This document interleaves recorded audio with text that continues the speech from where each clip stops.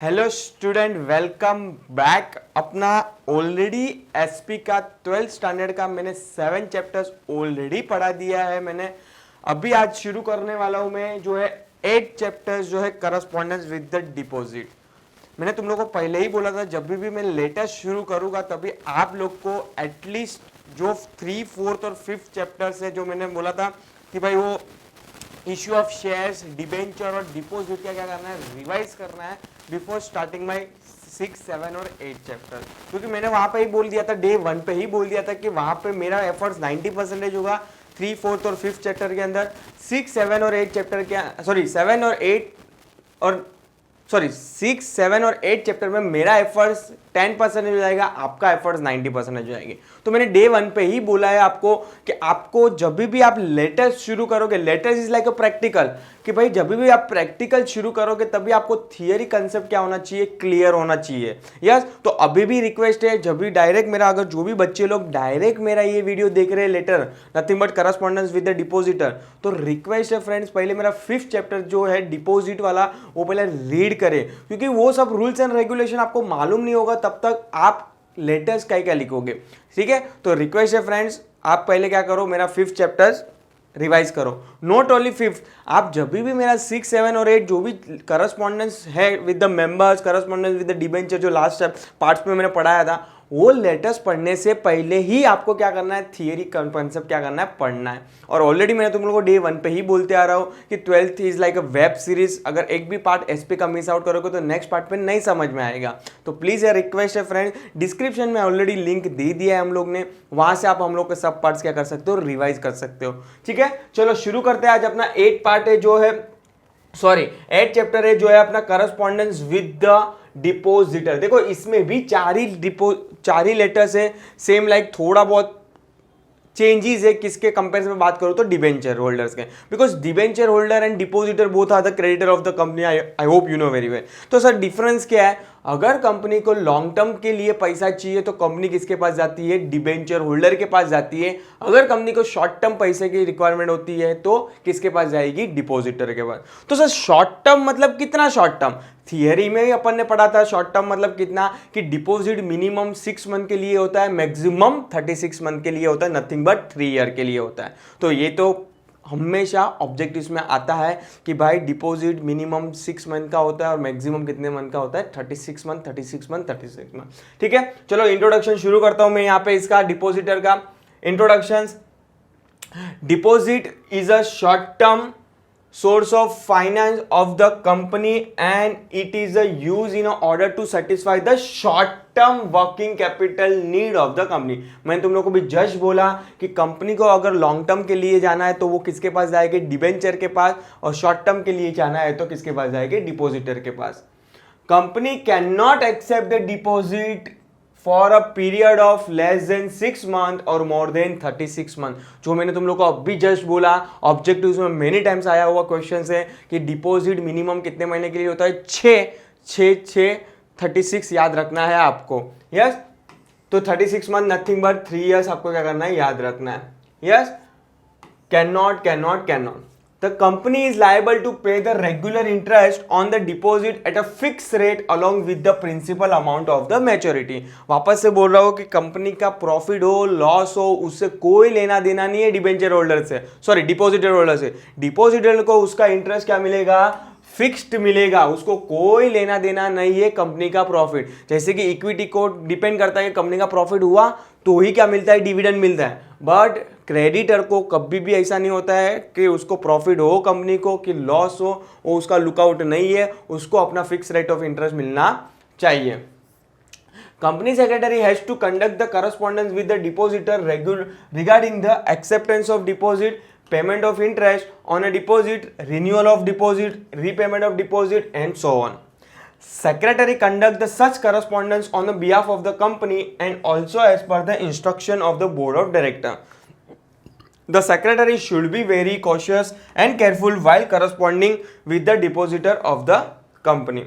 Already precaution अपन ने member में भी पढ़ा था, करस्पॉन्डेंस विद द मेंबर जब भी पढ़ रहे थे कि कंपनी सेक्रेटरी को क्या प्रिकॉशन रखना है बिफोर राइटिंग द लेटर। देखो कंपनी के अंदर जो भी लेटर्स लिखते हैं वो कौन लिखता है, company secretary on the behalf of the company, क्योंकि कंपनी तो भाई नेचुरल पर्सन, सॉरी हाँ नेचुरल पर्सन तो है नहीं अपनी तरह, वो तो आर्टिफिशियल पर्सन है, तो वो तो लिख नहीं सकता, तो उसके बिहाफ में कौन लेटर्स लिखता है, कंपनी सेक्रेटरी क्या लिखता है, लेटर्स लिखते है। तो कंपनी सेक्रेटरी के कौन से प्रिकॉशन ध्यान में रखने बिफोर राइटिंग द लेटर, ये सेम ही है जो अपन ने already correspondence with the members और correspondence with the debenture holder में पढ़ा था, सेम लाइक यहाँ पे भी है। Precaution to be taken by the secretary while corresponding with the depositor, the following precaution or point to be kept in mind by a secretary while corresponding with the depositor। पहला ही है क्या लिया है, legal provision, जो भी legal provision है as per the companies act 2013 with respect to depositor, deposit की जो भी रूल्स एंड रेगुलेशन है उसको क्या करना है, ध्यान में रखना है। सो रूल्स एंड रेगुलेशन मेरे को कहाँ से मिलेगा, चैप्टर 5 डिस्क्रिप्शन में लिंक दे दिया है। Yes, the secretary should ensure that a provision relating to the invitations, acceptance, renewal, repayment of deposit are duly complied with by the company while corresponding with the depositor। secretary should observe the legal provision। अगर उसको लग रहा है, किसको लग रहा है, secretary को, कि मुझे लीगल प्रोविजन मेंशन करनी चाहिए लेटर के अंदर, तो उसको लीगल प्रोविजन भी क्या करना है, मेंशन करना है लेटर्स के अंदर। सेकेंड है कर्टसी, ऑफकोर्स पोलाइटनेस होना चाहिए, डियर सर, रिस्पेक्टेड सर, आपको थोड़ा पोलाइट लैंग्वेज क्या करना है, यूज करना है। थर्ड है प्रॉम्प्ट रिस्पॉन्स। प्रॉम्प्ट का मतलब तो वापस से मैं बोलता हूँ, प्रॉम्प्ट का मतलब होता है फास्ट रिप्लाई करना है। अगर आज सपोज कि कोई डिपोजिटर क्वेरी लेके आ रहा है आपके पास, कंपनी के पास, तो कंपनी को एटलीस्ट 48 आवर वर्किंग डेज में क्या दे देना है, जवाब दे देना है। नहीं कि भाई हाँ क्वेरी आया 15 दिन के बाद जवाब दे रहे हैं, it's not professionalism or not a prompt response। The secretary should give the prompt replies to the queries and complaint of the depositor without any delay। Next है एक्यूरेसी। ऑफ कोर्स जो भी तुम लोग लिख रहे हो वो प्रिसाइज होना चाहिए, एक्यूरेट होना चाहिए। मालूम गिरा कि भाई ये इन्फॉर्मेशन सब फ्रॉजी है, मतलब बराबर है ही नहीं, कंपनी से रिलेटेड है ही नहीं, या तो उससे क्वेरी से रिलेटेड नहीं है, तो चलेगा नहीं। आपको जो भी इंफॉर्मेशन उसके अंदर लिख रहे हैं उसको क्या, कौन सी इंफॉर्मेशन होनी चाहिए, एक्यूरेट, 100% सच्चा और करेक्ट इंफॉर्मेशन। नेक्स्ट है इमेज एंड गुडविल। मैंने तुम लोग को जस्ट बोला कि लेटर्स आपका डिपेंड करता है गुडविल। देखो तुम लोग दो लेटर्स कभी भी चुना, मतलब एक नॉर्मल कंपनीज का लेटर्स देखना और बड़ी बड़ी कंपनी जैसे कि फॉर एग्जांपल टाटा, रिलायंस, उसका लेटर्स जब भी आपके घर पे आएगा तभी उनका पेपर्स देखना। पब्लिक वहां तक जज करती है कि उसकी क्वालिटी ऑफ पेपर पे भी, कि हाँ भाई कितनी बड़ी कंपनी होगी। तो नथिंग बट लेटर्स अपना एक गुडविल और इमेज पे भी क्या करता है, ध्यान रखता है। 6 है your attitude. Letter should be written from the depositor point of view. Of course मैंने तुम लोग को पहले ही बोला है कि आपको अपने हिसाब से नहीं, अपन ने लिखा तो अपन को समझ में आ रहा है बहुत है, अपन एग्जाम में आंसर भी तब भी ऐसे लिखते हैं कि एग्जामिनर को समझे। गेटिंग माय पॉइंट, अपने को नहीं समझना है, एग्जामिनर को समझना है कि भाई मैं क्या लिखना चाहता हूँ और क्या कहना चाहता हूँ। तो सेम लाइक लेटर्स भी, एज अ कंपनी सेक्रेटरी आपको सामने वाले का पॉइंट ऑफ व्यू क्या करना है, कंसिडर करना है कि हाँ भाई अगर ये लाइन पढ़ के उसको कैसे ऑकवर्ड फील होगा, इसको कैसे फील होगा, वो भी सब एंगल्स को क्या करना है, आपको ध्यान में रखने हैं। कंसाइजनेस, मतलब मैं तुम लोग को पहले बोला कि तुम लोग को तो मैं एग्जाम में भी बोल रहा हूं कि ट्राई करना कि आपका लेटर्स एक ही पेज पे आ जाए, शॉर्ट एंड सिंपल ब्रीफ में, अप टू द पॉइंट। क्या लिखना है तुम लोग को, आंसर्स लिखना है कि हाँ भाई ये क्वेश्चन पूछा है, मुझे इतना ही आंसर्स लिखने हैं। मतलब मैं बोलना क्या चाहता हूं, मैं बोलना ये चाहता हूं कि आपका लेटर शॉर्ट एंड ब्रीफ होना चाहिए और अप टू द मार्क होना चाहिए। तो यही चीजें बोल रहा है conciseness, the letter must be concise, that is short, brief and up to the point. Unnecessary और irrelevant information should be avoided. Next है और लास्ट प्रिकॉशन आपको ध्यान में रखना है, मैक्सिमम सीक्रेसी। कि भाई आप जब भी लेटर्स लिख रहे हो डिपोजिटर को, तो आपको ऐसा कोई हिंट नहीं देना है उनको कि हाँ भाई कुछ ना कुछ छुपा हुआ है लाइन में, तो आपको ऐसा कोई हिंट देना नहीं है कंपनी की। मतलब अगर ऐसा ज़रूरत लगे तो ही कंपनी की मैक्सिमम या तो फिर इंपॉर्टेंट इंफॉर्मेशन आपको देनी है, अदरवाइज लेटर्स में ऐसी कोई इंपॉर्टेंट इंफॉर्मेशन देनी नहीं है। तो ये क्या हो जाएगा, प्रिकॉशन के कौन से प्रिकॉशन सब ध्यान में रखने हैं, ये सब रिपीट हुए जैसे कि अपन ने ऑलरेडी पढ़ा था चैप्टर 6 के अंदर करस्पॉन्डेंस विद द मेंबर, 7 के अंदर करस्पॉन्डेंस डिबेट, या सेम ही है यहाँ पे भी। चलो नेक्स्ट है circumstances under which the secretary has to enter into the correspondence with the deposit. कौन से सिचुएशन में कंपनी सेक्रेटरी क्या करता है, लेटर्स लिखता है किसको, debenture, sorry my bad, depositor. The secretary has to communicate the various decision of the board of director to depositor. The following are the few circumstances when the secretary enter into the correspondence with the depositor। चार यहाँ पे दिया है आपको। मैंने तुम लोगों को डे 1 पे भी बोला, जब भी मैंने लेटर्स शुरू किया था तभी भी मैंने तुम लोगों को बोला था कि ये 4 लेटर्स, जितना लेटर्स आपके पोर्शन के अंदर दिया है, आई hope you know very well कि आपका नया पोर्शन है। यस, इसके पहले वाला ईयर जो था लास्ट टू लास्ट ईयर, उसके अंदर 1956 का जो था बुक्स था, ये आपको चेंज होकर 2013 का बुक्स आया है। तो मैं तुम लोग को बोला था कि जब भी लेटर शुरू करने से पहले कि आप ओल्ड बुक, जो आपकी ओल्ड एसपी की बुक्स है, ओल्ड सिलेबस वाली, उसमें से लेटर्स आते हैं, क्योंकि उसके अंदर ओल्ड सिलेबस के अंदर है ना, एक ही चैप्टर्स के अंदर मैक्सिमम 7 से 8 उन लोग ने क्या दिया, लेटर्स दिए। तो खाली चेंज क्या करना है उसको, मैंने तुम लोगों को बोला था कि वहां पे जो कंपनी से 1956 है और सेक्शन जो भी है, what ever, for example section 52, वो आपको स्किप कर दे रहा है। बाकी प्रोविजन तो एज इट इज ही है, एज पर द 1956 और एज पर द 2013। आपको कंटेंट तो वही लिखना है, बट सेक्शन किसका लिखना है, कंपनीज एक्ट 2013 का लिखना है। अगर नहीं भी लिखोगे तो भी चलेगा, बट एटलीस्ट उसका जो कंटेंट है वो तो पढ़ के जाना। अभी भी बोल रहा हूँ, लास्ट टू लास्ट जो भी लास्ट एग्जाम्स हुई थी बिफोर कोविड, उसके अंदर जो ओल्ड सिलेबस वाला था उसमें से उन लोग को क्या पूछा था, लेटर्स पूछे थे। तो अभी भी रिक्वेस्ट है फ्रेंड्स कि आप क्या करना, ओल्ड सिलेबस वाले भी लेटर्स पढ़ना। ये तो पढ़ना ही है, ये और वो तो मैच ही है, पर उसके अलावा भी 4-5 लेटर्स उसके बुक्स के अंदर हर एक पार्ट के अंदर दिया है, तो आप वहां से क्या कर लेना, रिवाइज कर लेना। यस, चलो 4 सिचुएशंस दिया इन लोग ने। तो following are the few circumstances when the secretary enter into the correspondence with the depositor. पहला ही क्या है, thanking depositor for depositing amount and showing faith in the company. भाई कोई बंदे ने पैसा दिया है आपको डिपॉजिट के फॉर्म में, तो आपको उसको क्या करना है, थैंक यू करना है as a on behalf of the company. मतलब कंपनी सेक्रेटरी क्या करेगा, थैंक यू करेगा, भाई थैंक यू हम लोग को पैसा देने के लिए और हम लोग पे ट्रस्ट करने के लिए, फेथ करने के लिए। सेकेंड लेटर होगा intimation about the payment of interest. ये तो सेम ही है जो डिबेंचर के अंदर पड़ा था, खाली वहां पे डिबेंचर था, यहाँ पे डिपॉजिटर वर्ड हो जाएगा। यस, 2 लेटर्स होगा उसके अंदर भी, इंटरेस्ट वारंट वाला, नथिंग बट फिजिकल इंटरेस्ट, और इलेक्ट्रॉनिक पेमेंट, या तो डायरेक्ट क्रेडिट कर दोगे उसका इंटरेस्ट उसके बैंक अकाउंट में अंदर।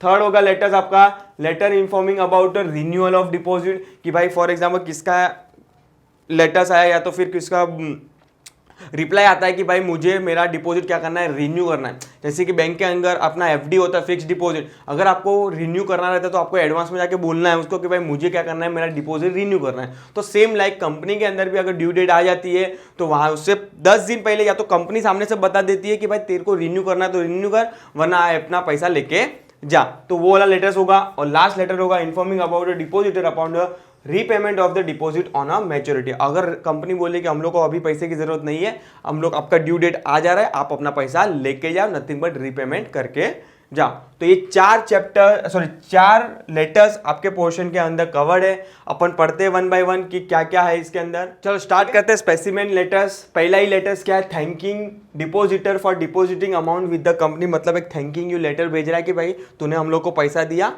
तो थैंक यू, हम लोग पे ट्रस्ट करने के लिए। ठीक है, चलो पहला ही है, आपको पहले बोला डे 1 से बोला कि आपको ये चीज तो स्टैंडर्डाइज रखनी है अनटिल एंड अनलेस एग्जाम में कुछ स्पेसिफिक नहीं पूछा है। तो अगर एग्जाम में बोला कि आपको रिलायंस का as a company secretary of Reliance आपको करना लेटर्स लिखना है on behalf of the Reliance company, तो आपका यहाँ पे लेटर हेड आ जाएगा रिलायंस का, और एड्रेस तो आपके हिसाब से लिख सकते हो। सिम नंबर घर से जो याद करके रहे होगे वो रट्टा मार के लिख देना यहाँ पे। यस, ये भी आपके हिसाब से लिख देना। Phone number, fax number, reference number, website. अगर इधर रिलायंस लिख रहे हो तो होप सो इधर रिलायंस ही आना चाहिए। मालूम कि यहाँ पे रिलायंस लिख रहे हो, यहाँ पे गुरु लिमिटेड लिख रहे हो तो इज रॉन्ग। ईमेल आईडी भी आपके हिसाब से लिख देना, और डेट यहाँ पे वापस से इंपॉर्टेंट हो जाता है कभी कभी बहुत सारे लेटर्स के अंदर। ठीक है, चलो subject line thanking depositor for deposit F fix deposit. Dear sir, क्यों किसे पैसा दिया है, शरंगधर नायक। वापस से बोल रहा हूँ, यहाँ पे अगर मेल का नाम लिख रहे हो तो डियर मैडम लिख के आना नहीं है, छोटी सी गलती बच्चे लोग करते हैं। अगर यहाँ पे लेडीज का नाम लिख रहे हो, फीमेल का नाम लिख रहे हो तो डियर मैडम आएगा, अगर मेल का नाम लिख रहे हो तो डियर सर आएगा।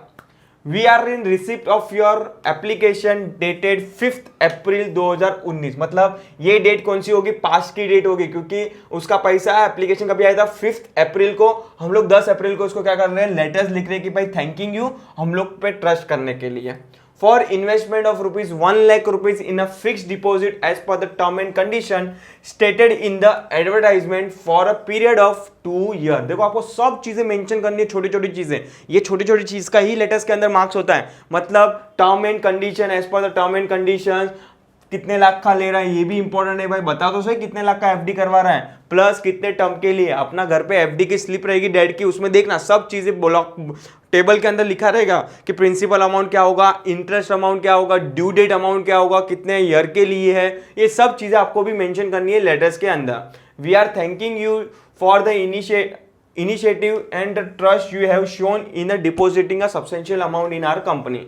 The detail of deposit accepted are given in the following schedule। Fix deposit number वो तो आपके हिसाब से लिख सकते हो। अमाउंट देखो, वापस से बच्चे लोग यहाँ पे गड़बड़ करते, घाई घाई में होते हैं। नो डाउट एग्जाम का प्रेशर होता है और प्लस टाइम का भी प्रेशर होता है, तो कभी कभी गड़बड़ खा जाते हैं। यहाँ पे 50,000 लिख के आ जाते हैं, पर तुम लोग अगर यहाँ पे 1 लाख रुपया लिख रहे हो तो आपको भी यहाँ पे 1 लाख रुपया ही लिखना है। देखो वापस से बोल रहा हूँ, नो डाउट गलती होती नहीं है पर हो जाती है। एग्जाम के टाइम पे इतने टाइम प्रेशर में होते हैं कि भाई हाँ भाई 5 मिनट बाकी फटाफट फटाफट लेटर्स लिख ले, और लेटर्स हमेशा पहले नहीं लिखना है, थोड़ा at least middle of the time में लिख देना है कि भाई 1 घंटा 1.5 घंटा हो जाता है तो उधर आपको क्या देना है, लेटर्स लिखना शुरू कर देना है यार, क्योंकि थोड़ा दिमाग लगाना है वहां पे, थोड़ा पेशेंस रखना है लेटर्स लिखने में। यस, पीरियड वापस से यहाँ पे 2 ईयर लिख रहे हो, मालूम गिरा यहाँ पे 1 साल लिख रहे हो, छोटी सी गलती। तो अगर यहाँ पे 2 साल लिख रहे हो तो यहाँ पे भी 2 साल लिखना है। रेट ऑफ इंटरेस्ट भी मेंशन करना है आपको, और कौन से नेम पे बैंक पे है, सिटी बैंक और बैंक अकाउंट नंबर कुछ भी लिख सकते हो। The board of director of our company expresses gratitude for the depositing money in our company. We assure you for our best services and thanking you for the confidence show in our company. Thanking you वहाँ पे enclosure में वापस से लिखना है fix deposit received number. देखो बच्चे लोग वापस से यहाँ पे गड़बड़ खा जाते हैं, यहाँ पे लिखते आते फॉर एग्जांपल 6 7 8 और यहाँ पे लिखते 1 2 3, मतलब आप किसका और का डिपो स्लिप क्या कर रहे हो, अटैच कर रहे हो। छोटी छोटी चीजें आपको क्या करना है, ध्यान में रखनी। अभी भी बोल रहा हूँ, जो भी लेटेस्ट लिखो ना तो भी एक बार पढ़ लेना वहां पे ऑन द स्पॉट, क्योंकि हार्डली 2 मिनट लगेगा, क्योंकि लेटेस्ट इतना छोटा सा ही है, 2 से 3 मिनट लगेगा ज्यादा ज्यादा। तो आपको एक बार क्या करना है, लेटेस्ट पढ़ लेने हैं। Thanking you your faithfully, company secretary क्या कर देगा, साइन कर देगा। चलो सेकेंड लेटर आता है अपना पेमेंट ऑफ इंटरेस्ट, कि हाँ भाई अभी तो हम लोग देखो पेमेंट कर रहे हैं, इंटरेस्ट पेमेंट कर रहे हैं, तो उसका भी हम लोग क्या कर रहे हैं, लेटर्स लिख रहे हैं। Deposit is a borrowed capital, depositor get interest as a return on their investment of the money in the deposit.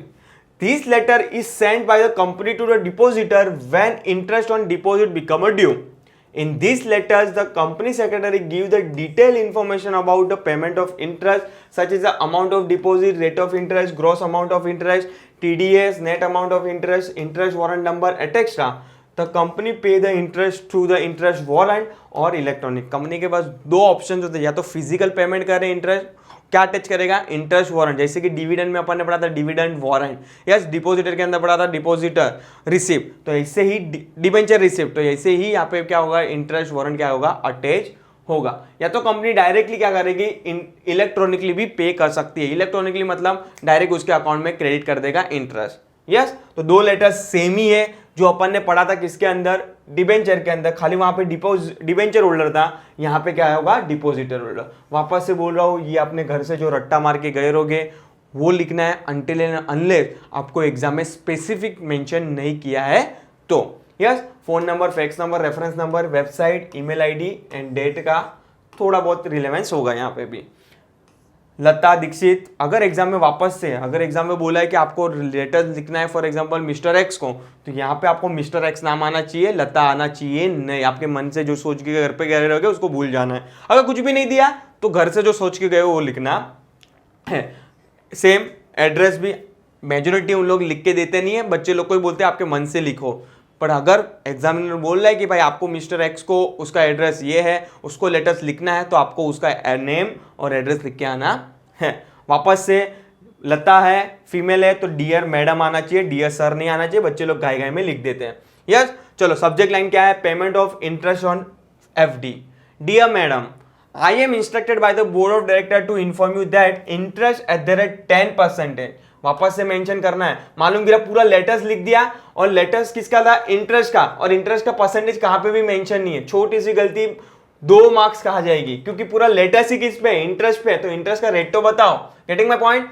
On your fix deposit approved by the board has become a due, we are enclosing here with interest warrant. मतलब आप बोल रहे हो कि मैं interest warrant क्या कर रहा हूं, एनक्लोज कर रहा हूं, तो नीचे बॉटम ऑफ द लाइन में क्या आना चाहिए, आपका एनक्लोजर आना चाहिए, जो होगा इंटरेस्ट वारंट। ठीक है, तो आप खुद बोल रहे हो ना लेटर्स के अंदर कि we are attaching interest warrant, we are enclosing here with interest warrant number 3345 dated 25th July 2019, drawn on a Axis Bank Borivali branch for amount of rupees 2,500. Your company has complied with all the provisions relating to the payment of interest on a deposit. The detail of the FD and interest payable on the deposit are given in the following schedule. Interest warrant आपके हिसाब से 1 2 3 4 लिख देना, FD receipt भी आपके हिसाब से लिख देना, डिपॉजिट देखो सर अभी ये 25,000 कहाँ से आया, ए भाई 25,000 इज अ प्रिंसिपल अमाउंट। अगर आप 10% पे दे रहे हो तो उल्टा जाने का, अगर इसका 10% कितना होगा, 25,000 का 10% कितना होगा, 2,500 होता है। तो 25,000 इंटू 10% इज इक्वल टू 2,500। तो अब ये ढूंढने मत जाना सर ये 25,000 कहाँ से आया, उल्टा कर देना तो आ जाएगा 25,000। TDS मतलब कोई टैक्स लग नहीं रहा है, तो आपको नेट भी कितना मिलेगा, 2,500 मिलेगा। अगर इधर 100 रुपया लिख रहे हो तो 2,500 में से 100 माइनस करना, तो 2,400 आपको क्या मिलेगा, नेट मिलेगा। पर हमेशा नील लिख के आना है, अपने को टैक्स पे करना नहीं है।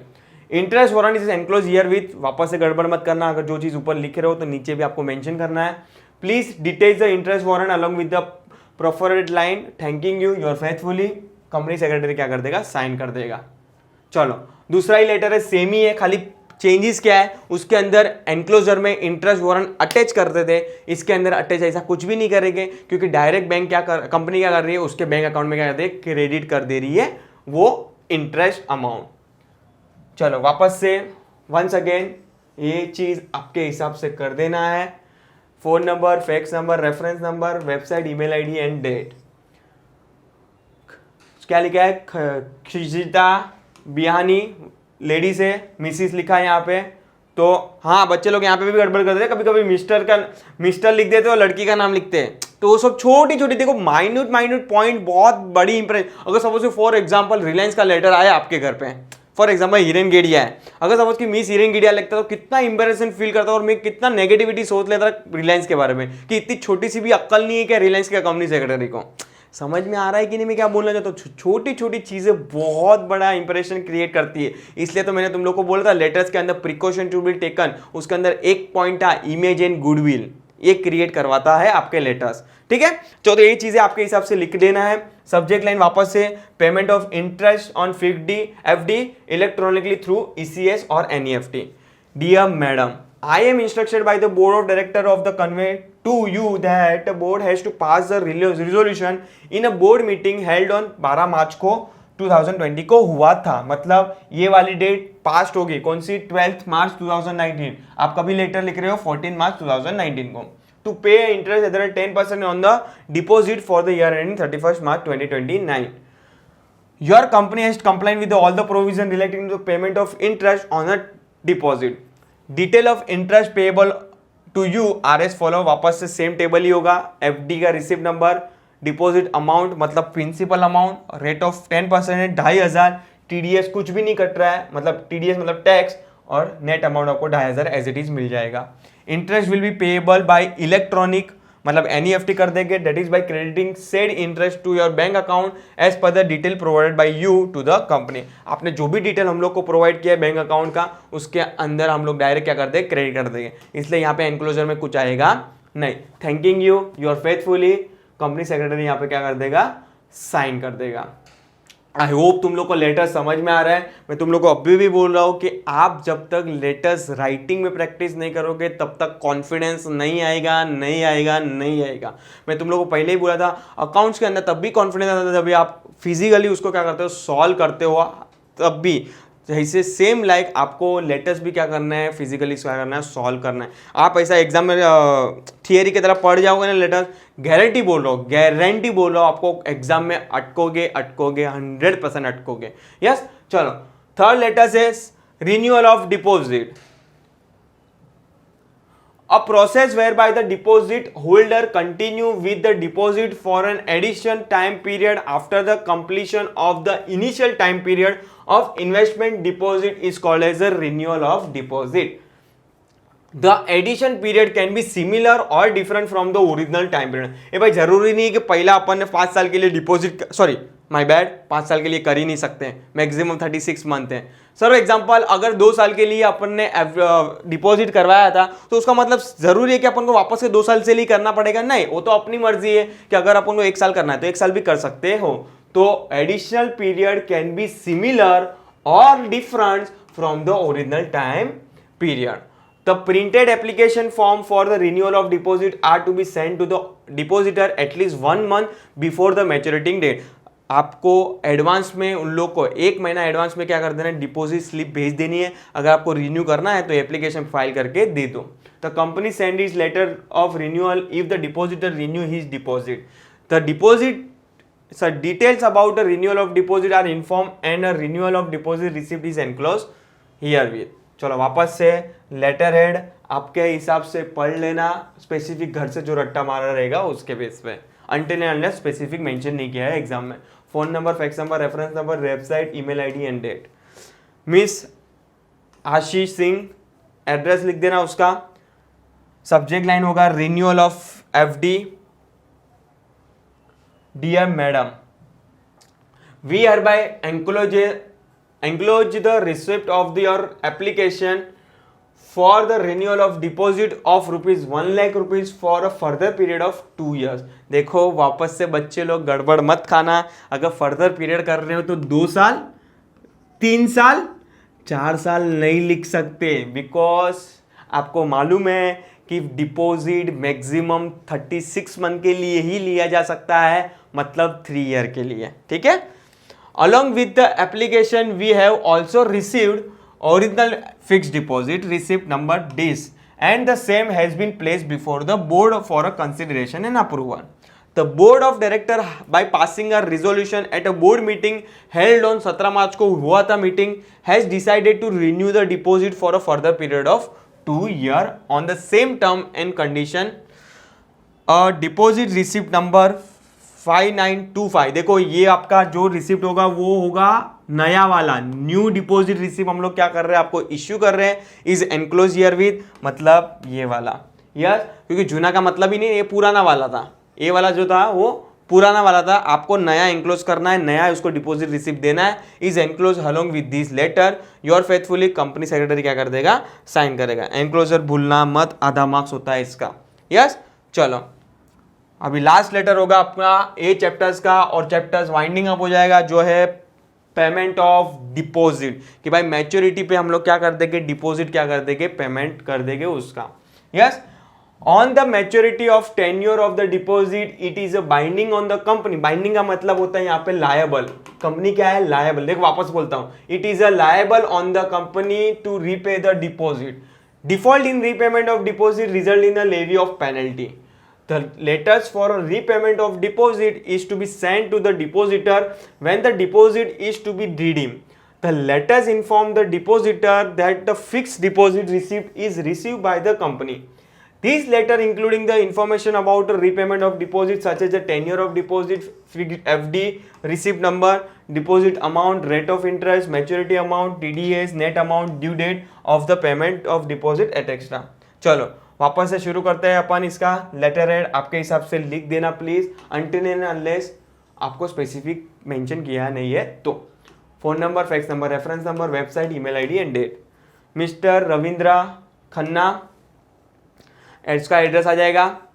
सब्जेक्ट लाइन होगा रीपेमेंट ऑफ एफडी, आपको आपका पैसा जा रहा है, रिटर्न मिल रहा है। Dear sir, this is to inform you that your fixed deposit receipt number 5925 dated 1 December 2017। आपको 2 साल पहले की डेट लिखना है, क्योंकि उन लोग ने 2 साल के लिए एज्यूम करना है कि 2 साल पहले आपने क्या किया था, पैसा एक्सेप्ट किया था उनसे। कितना अमाउंट का? 1 lakh rupees will be due for repayment on 30 November. Sir ये कौन सी डेट होगी? आपकी फ्यूचर की डेट होगी, मतलब आप जिस दिन लेटर लिख रहे हो उसके 10-15 या तो 1 महीने की बाद वाली डेट होगी। देखो देखना है यहाँ पे डेट, कौन सी डेट को अपन लेटर लिख रहे हैं? 13 नवंबर 2019। और डेट कौन सी है? 30 नवंबर, मतलब 17 दिन की बाद वाली डेट है कि भाई अपन क्या कर रहे हैं, वेल इन एडवांस में उसको लोग को क्या कर रहे हैं, बता रहे हैं कि आपका ड्यू डेट कभी आ रहा है, 30 नवंबर 2019। We have received from you that original deposit receipt number 5925 duly discharged along with your instruction for a repayment. The board of director in the meeting held on 12th November 2019, ये वाली पास date होगी कि भाई हम लोग ने board meeting conduct कर दिया है और बोर्ड ने क्या कर दिया, अप्रूव कर दिया है। Resolution for a redemption of deposit. The detail of the repayment of deposit are as under. Tenure of deposit कितना है? 2 साल। वापस से एक छोटी सी बच्चे लोग गलती करते हैं, यहाँ पे 2 साल लिख के आते हैं और यहाँ पे आप क्या लिख रहे हो? फॉर एग्जाम्पल यहाँ पे फॉर एग्जाम्पल 2021 में आप लेटर लिख रहे हो। बच्चे लोग यहाँ पे 21 की सब डिटेल लिखे रहते हैं, 2021, बट लेटर्स के यहाँ पे हम लोग ने कभी एक्सेप्ट किया था 2020 में, तो 2021 के बाद 2020 21 साल का डिफरेंस है, तो आप यहाँ पे 2 साल लिख सकते नहीं हो। एटलीस्ट आपको 2 साल का गैप पीरियड रखना है। यस, फिक्स डिपॉजिट नंबर लिख के आना है। Deposit amount 1 lakh, rate of interest 10%, 10 साल। तो सर यहाँ पे 20,000 क्यों आया? ए भाई कॉमन सेंस है, कितने साल का डिपॉजिट था? 2 साल का। तो 1 साल में 10%, तो 2 साल में कितना टका मिलेगा? 20%। उसको क्या मिलेगा? 20,000 रुपया उसको मिलेगा। तो टोटल उसको कितना मिलेगा? 120 मिलेगा। 2,000 उसको TDS कट रहा है, नथिंग बट टैक्स कट रहा है। नेट अमाउंट उसको कितना मिलेगा? 118। और ड्यू डेट फॉर डिपॉजिट 30 नवंबर 2019। वापस से गड़बड़ मत करना, यहाँ पे जो ड्यू डेट लिख रहे हो सेम ड्यू डेट यहाँ पे भी होनी जरूरी है। Please find enclosed here with the cross check of rupees 1,18,000 bearing number dated 30 November 2019 drawn on the Bank of Maharashtra Shivaji Nagar Pune 2000। अरे पिन कोड आपके हिसाब से लिख देना। Thanking you your faithfully. Company secretary क्या कर देगा? साइन करेगा। और एंक्लोज में आपको चेक को क्या करना है? अटैच करना है, जो 1,18,000 का होगा। ठीक है, तो यहाँ पे अपने करस्पॉन्डेंस विद द डिपोजिटर वाला जो चैप्टर्स है वहां पे वाइंडिंग अप होता है। नेक्स्ट पार्ट में जल्दी लाऊंगा आप, तो टिल टाइम प्लीज अपडेट रहिए। कुछ भी डाउट हो तो बिंदास कमेंट सेक्शन में डाल देना। नेक्स्ट पार्ट जब भी बनाऊंगा तभी मैं आपका जो भी डाउट डिफिकल्टी हो ट्राई करूंगा 100% सॉल्व करने के। Thank you so much.